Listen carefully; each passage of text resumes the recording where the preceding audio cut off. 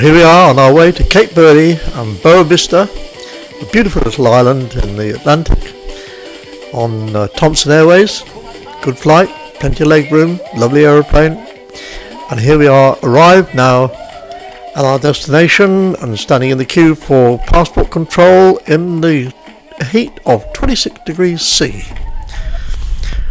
Having got through that, we're on the road now to our resort. Now this road is made of millions, and I mean millions, of cobblestones, and in this country they drive on the right most of the time, sometimes on the left, but then they change to the right and back to the left. Mind you, down the middle might be better, so let's try a bit of that. But what's that in the distance? A lorry. So move over to the left and let him pass on the right, and him.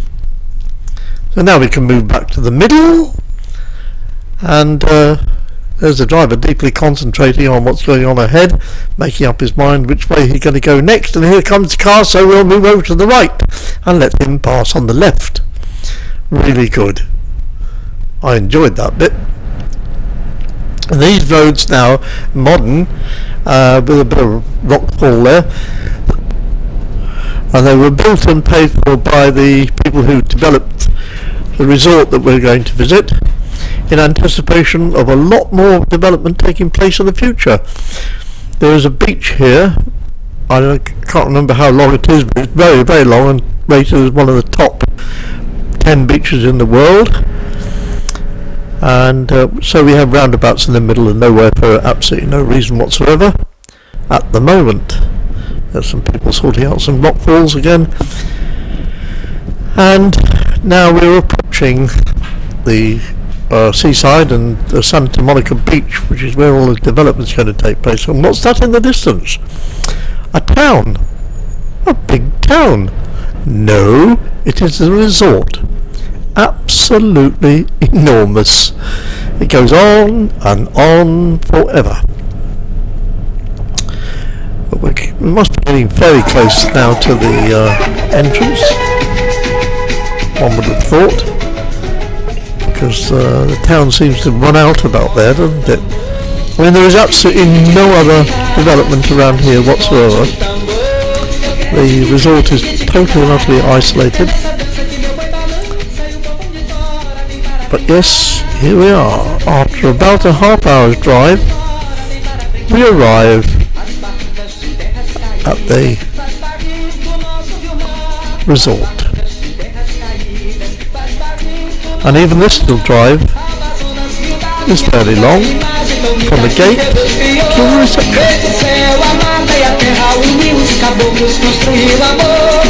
But we are nearly there.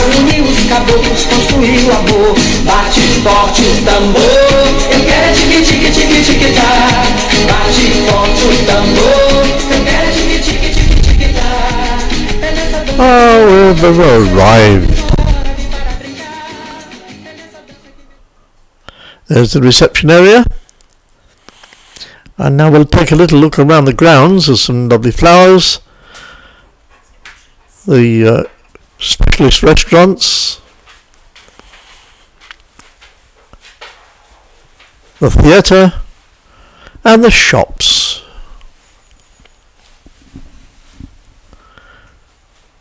It's all really nicely laid out with some beautiful lighting at night and sculptures in the recesses, all very tastefully done. And there's one of the cleaners on her way, and there's one of the barmen pouring a drink. No measures, just top it up, have a little smile and serve it. All service with a little smile. And this is the rooms, or one of our rooms, the beautiful decorations every day, and view from our balcony. And there's our balcony and rooms up there. I'm pointing to them now. There they are close up. And plenty of crickets. Down at the beach, which was very wide and covered with beautiful soft sand, or reasonably soft sand, and now you can look back at the resort from the beach, and you can also see the red flag flying up there because the sea is very dangerous. Yeah, we were warned about the undercurrents by the rep. I reckon not a week went by without somebody breaking their leg or their ankle, getting pulled over. There are the two ladies sitting there, watching the sea come in, all nice and peaceful. Beautiful. Or is it? Oh, no, maybe not quite as peaceful as you thought. Never mind. Let's run away from this one. Oh, yeah, that's better. Stand up straight, Mandy. Stand up straight. Yeah, difficult, isn't it, when the sea's pulling you backwards? Never mind. Oh, look, here comes another one, and it's gonna blow away! And it did. It did.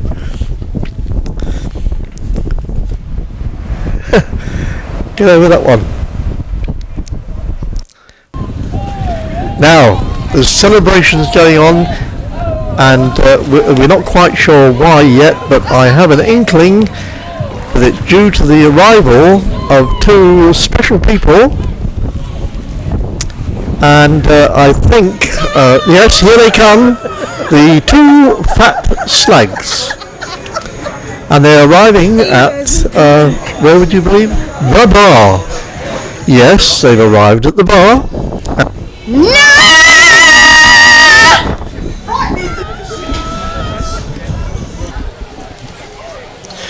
Well, the two fat slags are sitting at the bar. Mandy and Karen have swung over to the bar, and they're taking up their regular seats. What a surprise!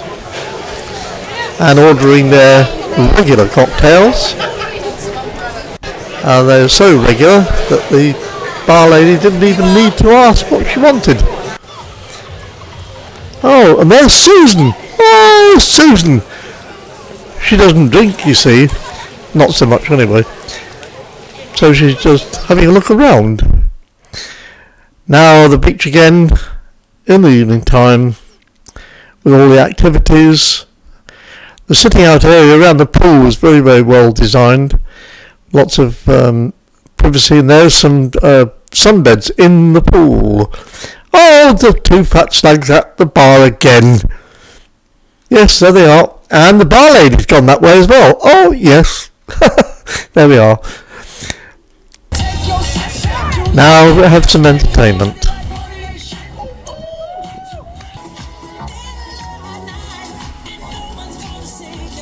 This entertainment was quite clever actually, because it was made to look impromptu, but in fact it wasn't.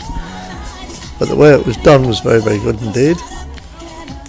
Not on the stage, just in amongst the gatherings. We were sitting around the bar, or having just had our meal. But they did have some formal stuff on the stage, and there was a good variety of it. A little bit more of the informal stuff, and the girl singers and the boys, they were really, really good with the kids. Got them up, even some of the oldies up there. I had a couple of dances, it was really good. And the girl I danced with could really, really ballroom dance. It was lovely. A little bit of a selection of the local entertainment. It wasn't West End class, but they had a lot of feeling and they put a lot of effort into it. And one night we had the X Factor, where people from the guests from the resort had a go. All very mediocre really, but nonetheless, it was fun, really good fun. And this chap is the bloke who won. We think the chap from Dudley was cheated. Never mind, that's the way things go, isn't it? Well, because he's won, he had to sing again, which is a privilege that most of them get, which he did. And then he sang again. I mean, he was good, but The bloke from Dudley was better, I think, anyway. So did Mandy. But there was other forms of entertainment. This is Studio 54. The lads dancing and singing. I think they were miming actually. And the girls singing and dancing or miming. I left them on a bit longer because I like them.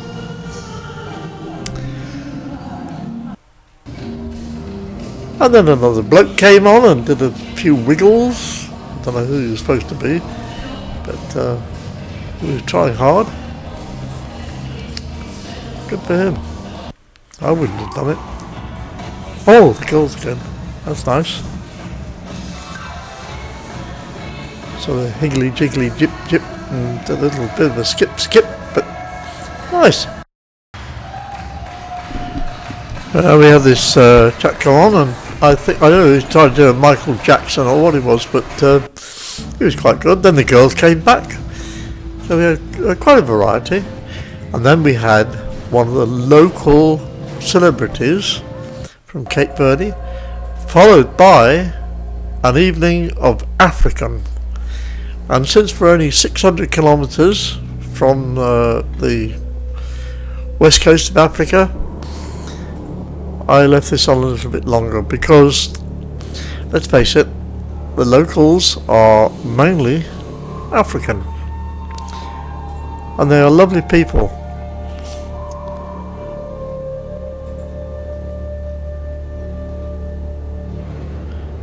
They have a great tradition, and this little show that they put on, as far as I could make out, was telling the story of how they were taken by slaves, or taken as slaves I should say, by slave traders, because the islands of Cape Verde were used by the Portuguese in those days as a sort of trading station. The slaves that went to America.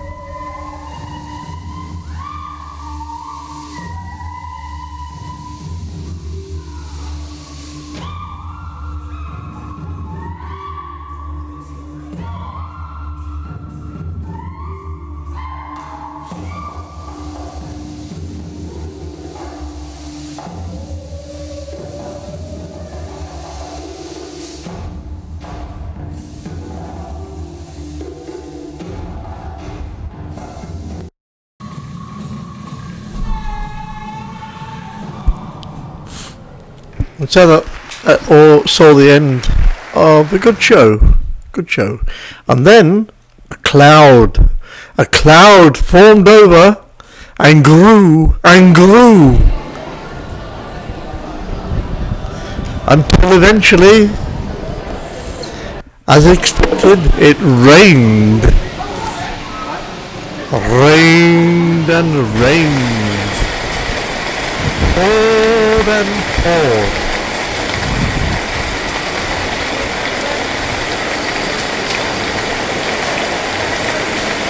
The rain came down and the water flowed out of the gullies, but never mind, they were ready with mops and squeegees.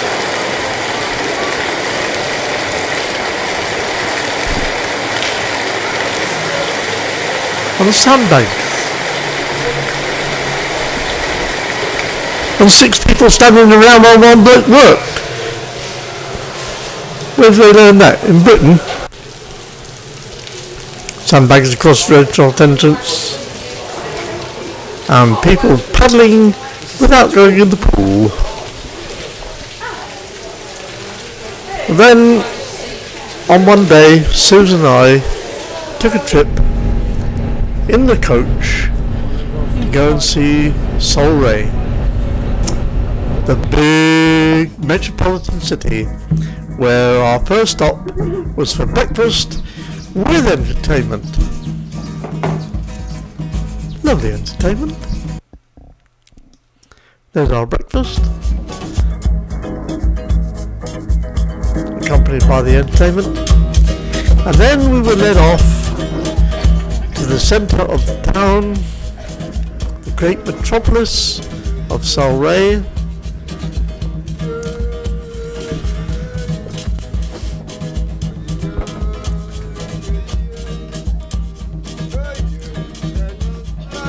So when we finally finished the entertainment, we were then driven into the city.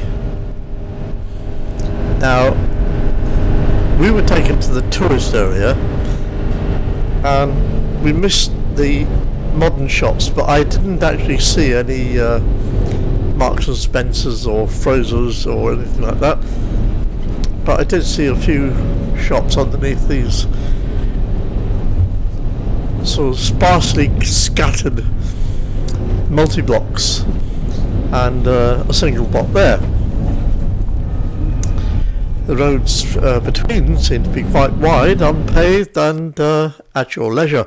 But now we have the centre of attraction, the market, with a balcony where tourists could get strapped or trapped or something or other along the top there. And outside, this is the main square of the great metropolis of Solray.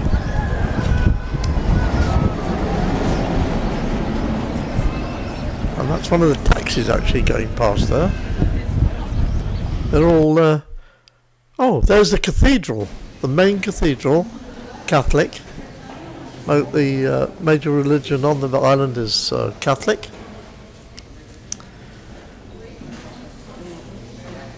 Very sparse, very Spartan.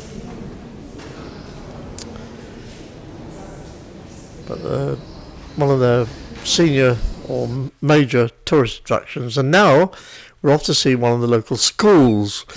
The education system in the country or on the island is very sparse, and there's only one high school in the whole of the island. Many of the kids can't afford to get there during the time, so they have to finish school when they're about 12. Next we're off to the fish market. Not very big, but plenty of fish there. And now down to a little restaurant or guest house where we were served snacks, local snacks. Very pleasant actually, owned by Italians, would you believe? That's what I had. And now we're down to the shoreline. There we are.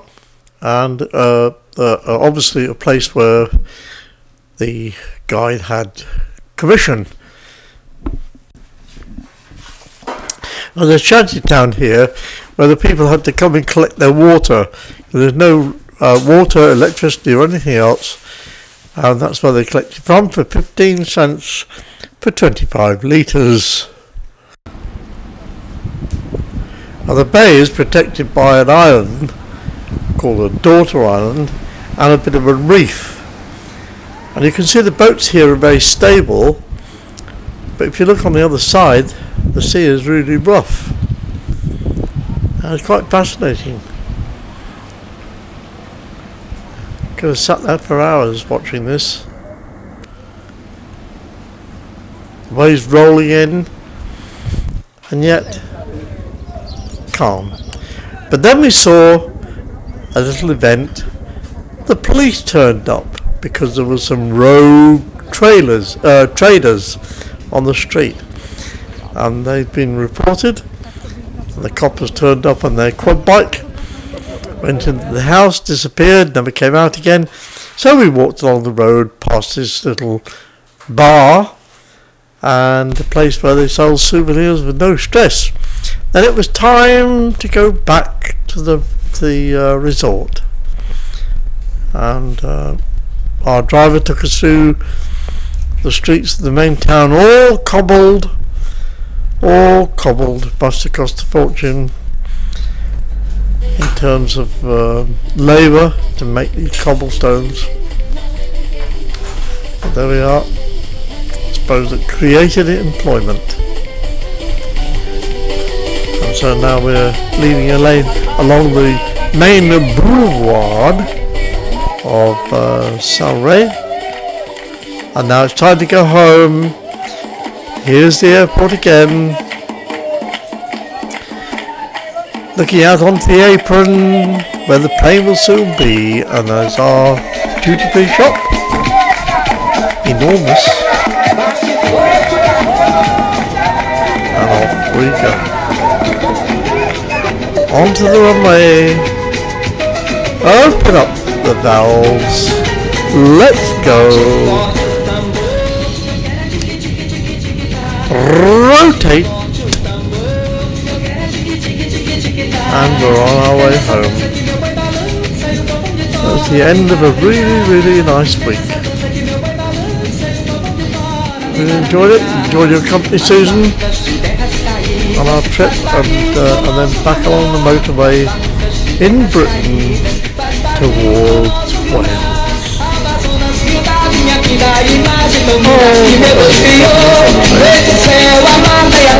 Bye bye